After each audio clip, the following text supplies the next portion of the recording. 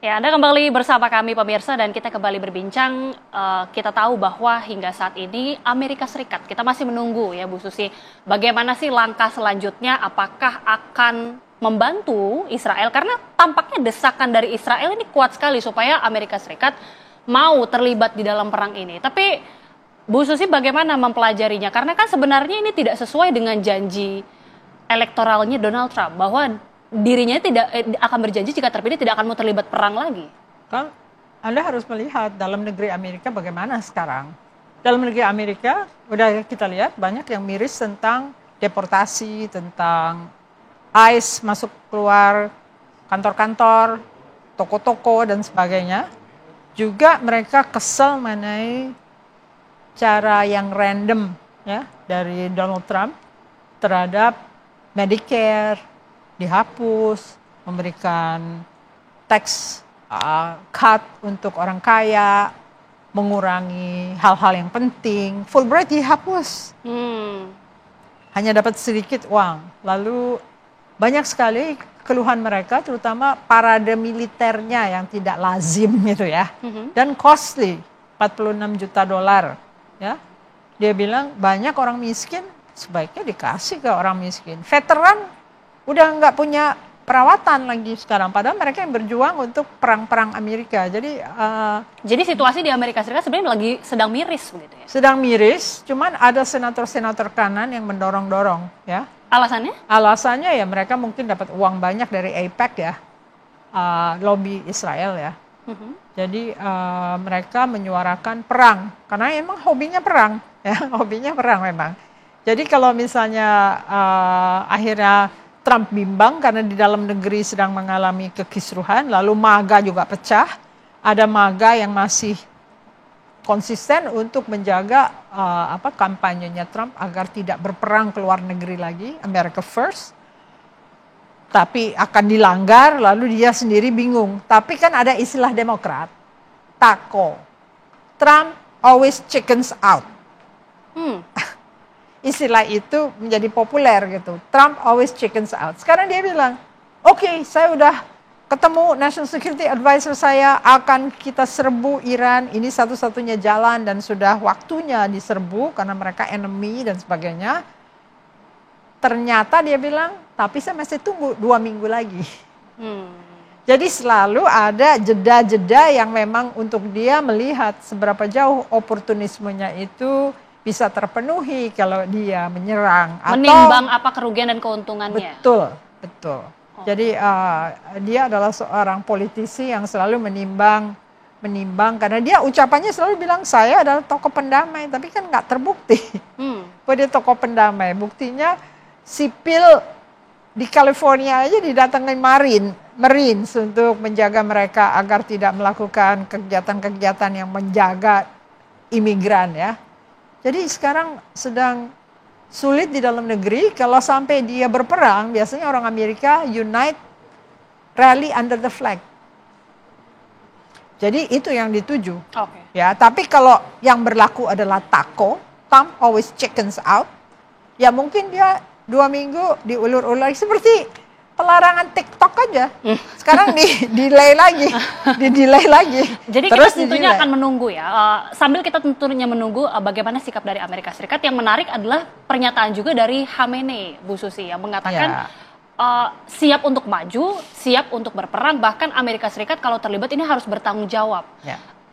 Berarti kalau membaca dari sikap Khamenei sendiri, memang secara militer sudah siap apabila ada keroyokan ini antara Israel dan juga Amerika Serikat yang akan menyerbu Iran, atau cukup percaya diri dengan ada bantuan sekutu, apalagi ada kemungkinan keterlibatan Rusia dan juga Cina? Sebetulnya kalau perundingan Geneva itu terjadi dengan P3, ini kan menyangkut masalah Diego Garcia yang milik Inggris, bahwa itu akan jadi staging area untuk bom 52 bombers itu mengangkut bunker buster bombs, karena itu berat sekali, untuk beberapa sorti ke Fordo.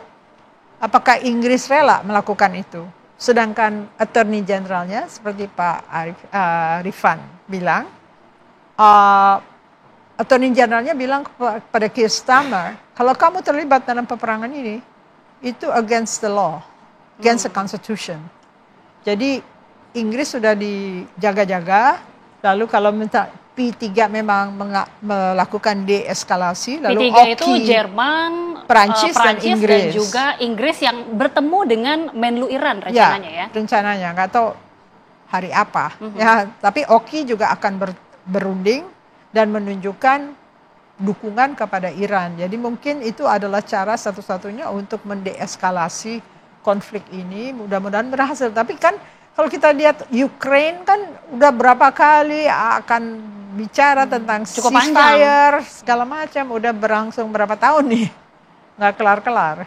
Oke, bagaimana juga dengan pernyataan dari Khamenei yang bahkan akan mengerahkan kekuatannya untuk menyerang pangkalan militer Amerika Serikat di kawasan itu jangan sampai terjadi karena Amerika akan membalas. Oke. Kalau Amerika membalas, dia nggak tanggung-tanggung, dia bukan hanya bunker buster bombs, mereka pakai hulu ledak mungkin. Oke, tapi mungkin bisa dikasih gambaran, Bu, bagaimana sebenarnya pangkalan militer Amerika Serikat di kawasan-kawasan Timur Tengah ini? Apakah memang akan ada adu kuat militer antara Iran dan juga sudah berapa kali dites? Ada 170 kali mungkin pangkalan-pangkalan Amerika diganggu oleh Iran. Berani mereka. Pernah ada misil yang jatuh lalu semua kena brain gegar otak lah tentaranya karena kekerasan dari misil yang dijatuhkan ke pangkalan Amerika ya. Jadi ada beberapa tindakan-tindakan yang memang jelas kasusnya itu ditimbulkan oleh Iran. Jadi memang kalau Anda melawan terlalu gigih terhadap satu kekuatan yang ingin self-preservation, tentunya mereka akan menjaga dirinya agar tidak menjadi bagian dari hegemoni tersebut. Ya. Berapa kali kita lihat ya demonstrasi-demonstrasi perempuan terhadap mula-mula, dan apa akibatnya terhadap oposan-oposan di Iran. Berapa kali mereka berusaha untuk regime change, dan berapa kali juga mereka menggunakan Mossad untuk masuk dan menunggangi orang-orang Iran untuk menjadi alat untuk membunuh Hamas atau membunuh tokoh-tokoh Hamas ya. Jadi kalau kita lihat peperangan sekarang ini kurang rapih gitu ya. Jadi harus kita bukan hanya kuat dalam senjata, kita kuat dalam pemikiran, dalam supervision, dalam keahlian drones dan sebagainya. Karena peperangannya itu sudah bukan peperangan yang canggih teknologi, tetapi dia masuk ke orang di dalam gitu ya. Cari peluang, misalnya kenapa bisa ada drone yang dilancarkan dari dalam negeri Iran, itu kan mereka kurang waspada ya. Oke. Banyak yang mengkhawatirkan bahwa peperangan ini akan semakin meluas, ada keterlibatan dari sejumlah negara, bahkan ada wacana ketakutan adanya ancaman perang dunia ketiga. Tapi kalau berbicara dari dampak untuk Indonesia hingga saat ini, bagaimana Bu Susi menakarnya ya? Karena kan ini konflik yang semakin memanas, kita khawatirkan semakin meluas. Kelihatannya kalem-kalem aja karena orang Indonesia Islamnya Islam Sunni ya, jadi agak kurang concern, kurang perhatian terhadap apa yang terjadi di Iran ya. Juga kita lihat orang Syiah di sini dianiaya juga ya oleh kalangan Sunni ya, beberapa kali terjadi juga Ahmadiyah dan sebagainya. Jadi kalau kita melihat gelora yang untuk membela itu hanya membela masalah kemanusiaan, bukan membela Islam ya. Jadi geloranya itu bukan membela Islam, tetapi membela kenapa rakyat Palestina dibunuhin, gitu ya. Jadi kebencian terhadap Israel bukan terhadap penyerangan kepada Iran, tapi kenapa Israel membunuh itu. Jadi kalau misalnya mereka melakukan distraksi, Israel menyerang Iran, itu untuk mengalihkan pandangan dari apa yang dilakukan di Gaza, karena tiba-tiba ada objek baru yang harus diperhatikan gitu. Oke. Untuk menakar dampak ekonomi, Bu Susi, ketika Bu Susi dia mengatakan Iran ini bisa menutup Selat Hormuz dan ini bisa dikhawatirkan ini akan mengganggu jalur minyak, jalur distribusi juga. Bagaimana menakar dampak ekonomi ini? Ya, Anda tahu ya, Iran itu nomor 2 di dunia untuk gas, nomor 3 di dunia untuk migas. Jadi banyak yang bergantung, customer-nya banyak, dan customer-nya banyak artinya melalui selat-selat yang bisa dikasih ranjau oleh Iran kalau misalnya terjadi peperangan yang menyakitkan mereka. Jadi bisa kita bayangkan dampaknya kepada dunia. Dan juga jangan lupa, ini semua terjadi bukan hanya karena masalah-masalah kecil, tapi masalah utama sejak Presiden Obama ini kembali ke Amerika ya, sampai Donald Trump, Amerika sudah mengandalkan self-sufficiency dalam migas. Dan mereka menjadi kayak seperti petro state gitu loh. Kalau petro state, dia tidak peduli lagi dengan orang lain karena dia udah merasa unggul, ya. Nah, ini yang harus diperhatikan.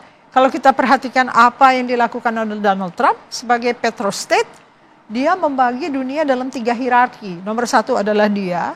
Nomor 2 adalah negara-negara yang bisa melawan dia, yaitu Rusia dan Cina yang tidak demokratik.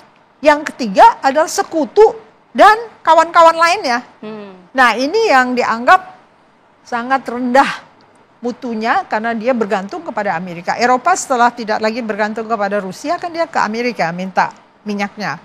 Jadi yang ketiga ini bisa dimanipulir lah.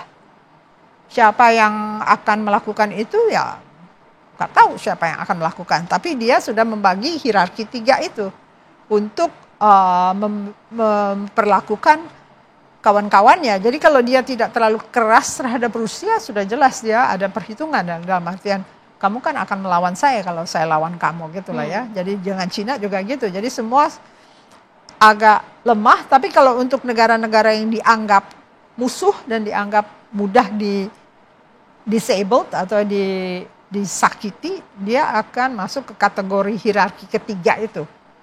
Jadi petrostate itu punya bahaya. Pertama, dia kalau ada keuntungan tiba-tiba, mereka akan mengalami apa yang disebut penyakit Belanda atau Dutch disease. Dutch disease artinya sebenarnya ada kekayaan datang dari tiba-tiba kaya karena migas, malah dia berhutang. Amerika kan hutangnya jauh lebih besar. Malah si Elon Musk bilang pembayaran rentenya jauh lebih besar dari hutangnya. Jadi dia marah sekali tentang apa yang dibangun dalam APBN Amerika Serikat. Dan ini belum selesai masalahnya, jadi masih panjang sekali karena masih di Senat apa akan diubah-ubah. Kalau diubah-ubah nanti kembali lagi ke House of Representatives, marah-marah lagi, mereka belum tentu itu lolos lagi. Jadi sebetulnya mereka prediksi tanggal 4 Juli itu APBN udah bisa ditandatangani Donald Trump, saya pikir masih belum karena banyak pertengkaran di antara mereka sendiri. Oke, selain penakar dampak ekonomi, kita juga akan melihat apakah ketika Rusia dan Cina itu betul-betul juga akan membantu Iran apabila ini eskalasi semakin memanas ya Bu Susi. Apakah mungkin ada pengerahan militer atau hanya mungkin bantuan logistik saja? Dan bagaimana mungkin peran-peran negara lainnya? Bantuan rahasia. Bisa dijawab usai jeda, ya, Bu Susi. Kami akan kembali pemirsa untuk Anda. Tetaplah bersama kami di One on One.